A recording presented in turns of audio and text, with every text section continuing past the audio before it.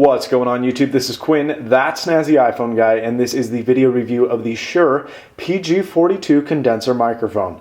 Now this is the USB model, but it also comes in an XLR connection that you can plug into your mixer or your console or other device that accepts that input. So this is, like I stated before, the USB mic, but you can get it in the XLR model if you so choose.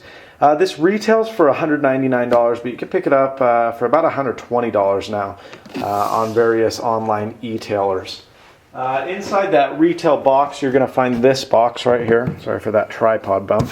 And it comes in a very nice Shure hard case, carrying case. You know, this thing is built. It's not a cheapo case. It's a pretty good little case considering you only paid $200 for the mic. So we're going to flip this bad boy open and I'll get into the features of the microphone as well as what's included. You're going to get a USB microphone. It's USB to USB, and then you're going to find this mount bracket. You can just mount this to a microphone stand, anything you're used to, and then it has this cradle so that there's a reduction of noise bumping and all that other distortion that you'll get from ground noises. So it's nice that they have the self-levitating cradle to eliminate that sound. So this microphone just screws into there, you hook this onto your mic and you're good to go. You also have, of course, the mic, and that's obviously the main attraction of your purchase. So we'll get to that and then explain the features as well. Okay, so here's the microphone. As you can see, it's a very, very well finished mic. You got the Shure logo, PG42 USB. You're going to get a green light which indicates that the device is on, and then this light right here lets you know if you're getting frequency, if you're getting sound out of it, and the input is connected properly. There's the gain for your microphone, and then there's a volume switch for the headphones, which is on the back. So this will increase the master volume from the microphone to your output, which would be the computer for the USB microphone. And then you also have a volume switch because there is an integrated 3.5 millimeter headphone jack.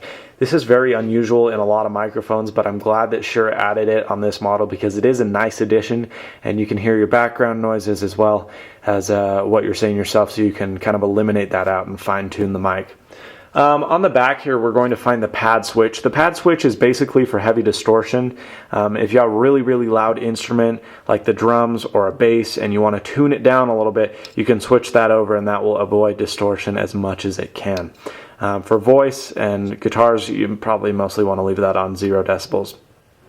There's your monitor. That's the volume. It outputs to the monitor as well, and then right here you have a low frequency roll-off, and basically what this roll-off does is it eliminates background noise. If you're not close to the microphone, what it kind of does is it tapers out the rest of the room noise, ground noises like air conditioning, and then even background crowd. So if you're like a interviewer, or if, you know, and you're in a noisy environment, if you put the roll-off on, it'll kind of get rid of that extraneous noise.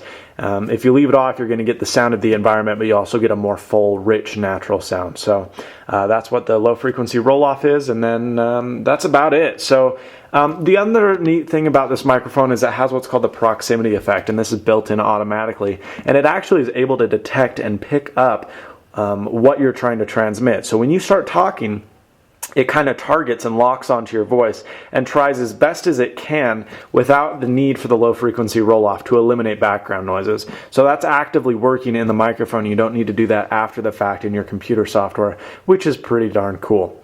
So this is basically the mic. It's got a serious heft to it, high build quality, but it's something that you know, I've really enjoyed using. I wasn't fond of it at first, but the sound has really grown on me.